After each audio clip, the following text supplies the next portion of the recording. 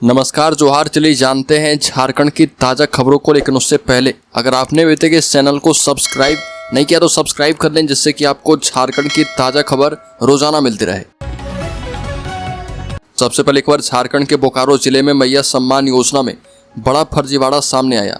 पश्चिम बंगाल के यूसुफ और सुफनी खातून ने स्थानीय दलालों की मदद से फर्जी नाम से आवेदन किया।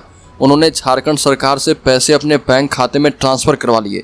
27 मई 2025 को गोमिया थाने में FIR दर्ज की गई है। जांच में पता चला है कि यूसुफ ने 13 और सुफनी ने 7 फर्जी नामों से आवेदन किया था। इस घोटाले के बाद सरकारी योजनाओं में लाभ के खेल की आशंका जताई जा रही है और विभाग ने जांच शुरू कर दी है। अगली खबर, धनबाद पुलिस और बंगाल ATS की छापेमारी में मिनी गन फैक्ट्री का भंडाफोड़, 5 हुए गिरफ्तार। झारखंड में देर रात छापेमारी में एक मिनी गन फैक्ट्री का खुलासा हुआ। जानकारी के मुताबिक धनबाद पुलिस और पश्चिम बंगाल एंटी टेररिस्ट स्क्वाड ने बीती रात धनबाद के महोदा थाना क्षेत्र की सिंगड़ा बस्ती में छापेमारी करके एक अवैध मिनी गन फैक्ट्री का उद्भेदन किया है और यहाँ एक झोपड़ी में महीनों से हथियार बनाने का काम चल रहा था। दोनों राज्य की संयुक्त पुलिस ने यहाँ से दर्जनों निर्मित एवं अर्धनिर्मित पिस्तौल, गोली सहित अन्य सामान बरामद किए हैं। अगली खबर, नीलांबर पीताम्बर विश्वविद्यालय में 8000 से अधिक छात्रों का ड्रॉप आउट। नीलांबर पीताम्बर विश्वविद्यालय में सत्र 2021 से 2024 के दौरान 25000 के करीब छात्रों ने नामांकन लिया था, जिसमें करीब 8000 से अधिक छात्रों ने कैंपस छोड़ दिया है। ये बात ऑल इंडिया स्टूडेंट्स एसोसिएशन ने कही है। आयसा ने झारखंड की मौजूदा शिक्षा व्यवस्था पर सवाल उठाए हैं। आयसा के पलामू जिलाध्यक्ष गुड्डू भुइयां ने कहा कि शैक्षणिक संकट का प्रभाव व्यापक है। पढ़ाई छोड़ने के बाद अधिकांश छात्र पलायन के लिए मजबूर होंगे और असंगठित क्षेत्र में मजदूरी करने में लग जाएंगे। अगली खबर, राज्य में पुल निर्माण कर रही कंपनी से मांगी गई रंगदारी। उग्रवादी अमित मुंडा के नाम पर दी गई धमकी। राजधानी रांची में एक पुल निर्माण कंपनी को उग्रवादी अमित मुंडा के नाम पर रंगदारी के लिए धमकी दी गई। मामला नामकुम थाना क्षेत्र अंतर्गत गरुड़ पीढ़ी एवं बरडंडा के बीच टुंडी नदी पर पुल निर्माण कार्य करवा रही कंपनी से जुड़ा हुआ है। यहाँ पर उग्रवादी अमित मुंडा के नाम पर रंगदारी के लिए धमकी दी गई। उक्त मामले में निर्माण कार्य करा रहे सुरेश कुमार गुप्ता ने प्राथमिकी दर्ज करवाई है। राष्ट्रीय स्वास्थ्य मिशन झारखंड द्वारा 2 दिवसीय सब डर्मल इम्प्लांट प्रशिक्षण संपन्न।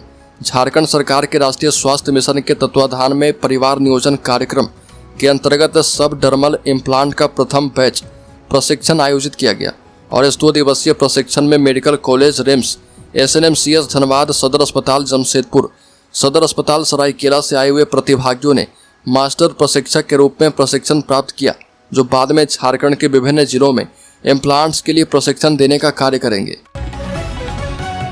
अगली खबर, झारखंड में बढ़े कोरोना के मामले, दूसरे राज्य से आए लोगों में मिला इन्फेक्शन।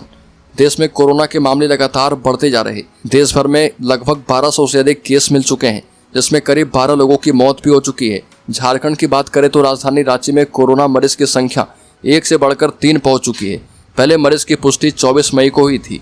तीनों मरीज की पुष्टि माइक्रो प्रैक्टिस लैब में की गई है।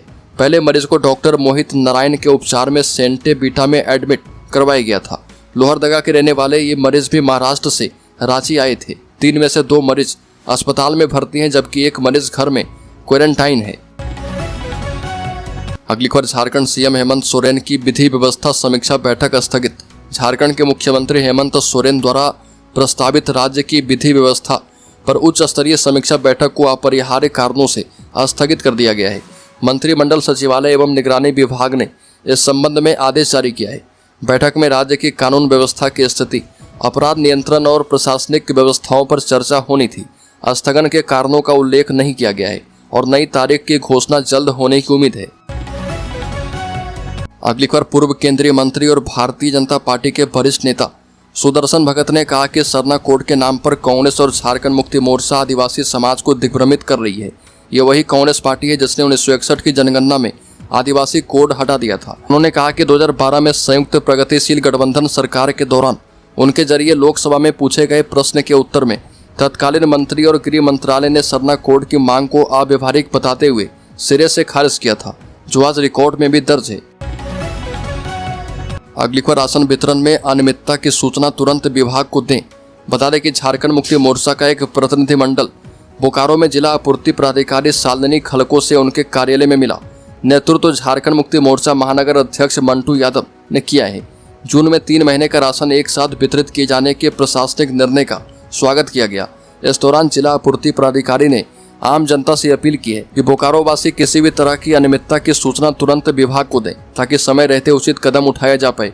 अध्यक्ष श्री यादव ने बताया कि प्रत्येक पीडीएस दुकान पर झारखंड मुक्ति मोर्चा के 2 महिला और 2 पुरुष कार्यकर्ता निगरानी के लिए तैनात रहेंगे, जो वितरण प्रक्रिया की बारीकी से निगरानी करेंगे। अगली खबर झारखंड के लोहरदगा जिले में मनरेगा योजना के तहत कुआं खोदने के दौरान मिट्टी धंसने से मजदूर की मौत। बता दें कि लोहरदगा जिले के किस्को प्रखंड क्षेत्र के बगड़ू पंचायत क्षेत्र के नीचे बगड़ू गांव में मनरेगा योजना के तहत कुआं का निर्माण का कार्य हो रहा था। इसी दौरान निर्माणाधीन कुआं से मिट्टी धंसने से मजदूर चंद्र प्रकाश उरांव की मिट्टी से दबकर मौत हो गई और इस घटना के बाद पीड़ित परिवारों का रो रो कर बुरा हाल है। घटना के बाद गांव में भी मातम छा गया है। अगली खबर गिरिडीह में 4 धाम की यात्रा कर लौटे दंपति का ग्रामीणों ने किया स्वागत। तीर्थ यात्रा करके सकुशल लौटे दंपति का उनके परिजन समेत ग्रामीणों ने डीजे ढोल बाजा बजाकर एवं पटाखा छोड़कर स्वागत किया। दोनों ने सबसे पहले पलौंजिया ठाकुरबाड़ी मंदिर पहुंचकर पूजा अर्चना की और पूरे परिवार एवं गांव की कुशलता की कामना की। उसके बाद अपने घर जाकर अपनी कुल देवी की पूजा अर्चना की, तब अन्न एवं जल ग्रहण किया। स्वागत में मुखिया किशुन राम, पंचायत सरपंच सुरेंद्र पंडित समेत कई ग्रामीण मौजूद थे। अगली खबर देवघर में श्रावणी मेले के लिए स्वास्थ्य विभाग ने बजट और प्रस्ताव तैयार करके जिला प्रशासन को भेजा। श्रावणी मेला को लेकर स्वास्थ्य विभाग की ओर से तैयारियां शुरू कर दी गई है, जिसे लेकर स्वास्थ्य विभाग की ओर से मेला के दौरान कांवरियों को सुरक्षा को लेकर प्रस्ताव एवं बजट तैयार करके जिला प्रशासन को भेज दिया गया है। साथ ही जिला प्रशासन ने विभाग को भी उपलब्ध करवा दिया है। इसकी जानकारी देते हुए civil surgeon doctor Yugal Kishore Chaudhary ने बताया कि इस साल श्रावणी मेले में पिछले साल की तुलना में बेहतर किया जाएगा और बताया कि श्रावणी मेले को लेकर श्रद्धालुओं को स्वास्थ्य सुविधा उपलब्ध करवाने को लेकर बीते साल की अपेक्षा 2 और भी शिविरों को बढ़ाया गया है। अगली खबर विधानसभा चुनाव में झारखंड के मुख्यमंत्री हेमंत सोरेन की पार्टी अकेले बिहार में चुनाव लड़ेगी। इस वर्ष के अंत में होने वाले बिहार विधानसभा चुनाव को लेकर नेता प्रतिपक्ष राजद नेता तेजस्वी यादव की अगुवाई में महागठबंधन की 3 बैठकों में बिहार से अलग होकर बने झारखंड प्रदेश के सबसे बड़े ताकतवर राजनीतिक पार्टी झारखंड मुक्ति मोर्चा को आमंत्रित नहीं किया गया और न ही 21 सदस्यीय समन्वय समिति में उसे जगह दी गई है, जिससे झारखंड मुक्ति मोर्चा खुद को उपेक्षित महसूस कर रहा। और इस संबंध में पार्टी के नेताओं का कहना है कि उसने 2019 में भी झारखंड विधानसभा चुनाव के दौरान मात्र 1 सीट जीतने के बावजूद मुख्यमंत्री हेमंत सोरेन ने अपनी सरकार में राष्ट्रीय जनता दल को मंत्री पद देकर गठबंधन धर्म का पालन किया था। अगली खबर झारखंड आंदोलनकारियों से जुड़े हर संगठनों की समन्वय समिति बनाकर संघर्ष का ऐलान। झारखंड अलग राज्य के चिन्हित आंदोलनकारी कल्याण समिति, झारखंड आंदोलनकारी महासभा एवं आंदोलनकारियों के अन्य संगठनों की बैठक विधायक मथुरा प्रसाद महतो के आवासीय परिसर में की गई। बैठक में राजू महतो ने कहा कि झारखंड आंदोलनकारियों के मामले को लंबित रखना झारखंड सरकार के लिए उचित नहीं है। मुख्यमंत्री को झारखंड आंदोलनकारियों से वार्ता करनी चाहिए। साथ ही आंदोलनकारियों के लिए बनी रूल बुक में संशोधन करके जेल जाने की बाध्यता समाप्त करनी चाहिए। अगली खबर झारखंड में 1 जुलाई से नहीं लागू होगी नई उत्पाद नीति, वैकल्पिक व्यवस्था की तैयारी। राज्य में 1 जुलाई से शराब की खुदरा दुकानों का संचालन उत्पाद एवं मद्य निषेध विभाग के लिए बड़ी चुनौती बन चुकी है। झारखंड राज्य बेवरेजेज कॉरपोरेशन लिमिटेड के अधीन राज्य में चल रही खुदरा दुकानों का संचालन प्लेसमेंट एजेंसियों के माध्यम से करवाया जा रहा। उन दुकानों में प्लेसमेंट एजेंसियों के माध्यम से मैन पावर की आपूर्ति की गई है। इन प्लेसमेंट एजेंसियों को 30 जून तक के लिए ही ठेका मिला हुआ है।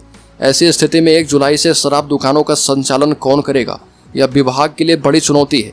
और इस चुनौती को देखते हुए विभागीय मंत्री योगेंद्र प्रसाद ने अधिकारियों से बैठक की और आगे का प्लान बताया है।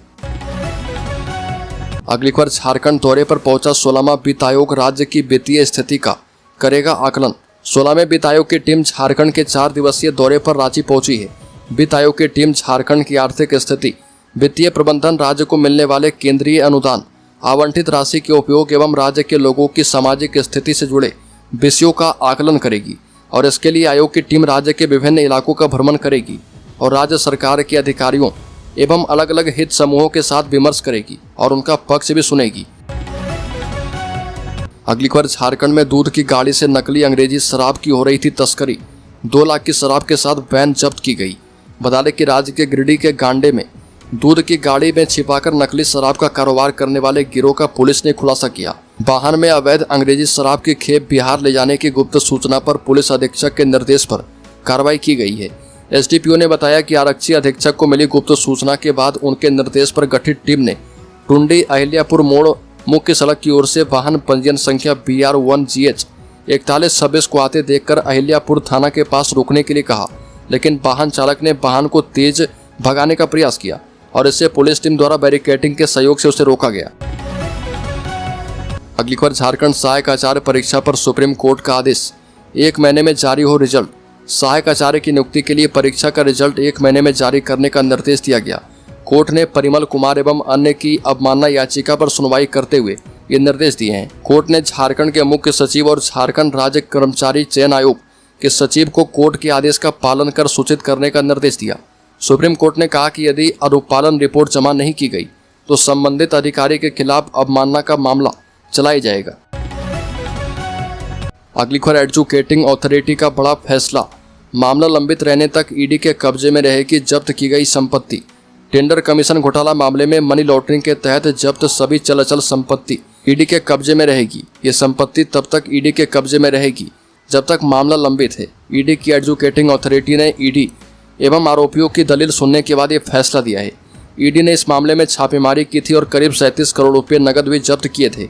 इस मामले में पूर्व मंत्री आलमगीर आलम के अलावा उनके निजी सचिव संजीव लाल एवं संजीव लाल के नौकर जहांगीर आलम को गिरफ्तार करके ईडी ने जेल भेजा था। अगली खबर, झारखंड के शेयर होल्डर्स इन्वेस्टर्स के लिए शेयर बाजार में फ्लैट कारोबार। सेंसेक्स 30 अंक चढ़कर 81,350 पर कारोबार कर रहा। हफ्ते के चौथे कारोबारी दिन 29 मई को शेयर बाजार में फ्लैट कारोबार दर्ज किया गया है। सेंसेक्स करीब 30 अंक चढ़कर 81,350 के स्तर पर कारोबार कर रहा। निफ्टी करीब 10 अंक नीचे 24,750 के स्तर पर है। सेंसेक्स के 30 शेयर में से 17 में तेजी और 13 में गिरावट दर्ज की गई है। जोमेटो, इंडसइंड बैंक और सन फार्मा के शेयर 1% ऊपर हैं। Bajaj finance, SBI, Kotak bank के शेयर में करीब 1% की गिरावट है।